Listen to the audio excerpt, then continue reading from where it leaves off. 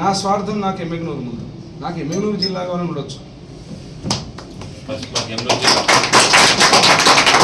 ఎందుకంటే జియోగ్రఫికల్గా కూడా మీకు ఇంకో పక్కన కూడా ఏదైనా కానీ మనకు అనుకూలం ఉండొచ్చు. కానీ ఇక్కడ పరిపాలనా సౌలభ్యం ముఖ్యమంత్రి వారు నారా చంద్రబాబు నాయుడు గారు స్పష్టంగా ఒకటి చెప్పారు. ఎలక్షన్ల ముందు ఏదైతే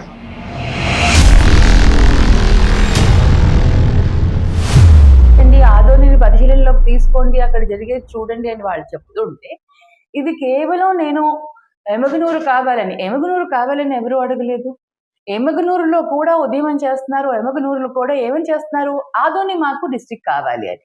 సో ఎమ్మెల్యే గారు మరి ఏ ఉద్దేశంతో ఆయన ఎమగనూరుని ప్రమోట్ చేస్తున్నారో తెలియదు, కానీ but what ever said and done ఏదో ఒకటి సాధించుకుని వస్తే మటుకు మేము హర్షిస్తాం.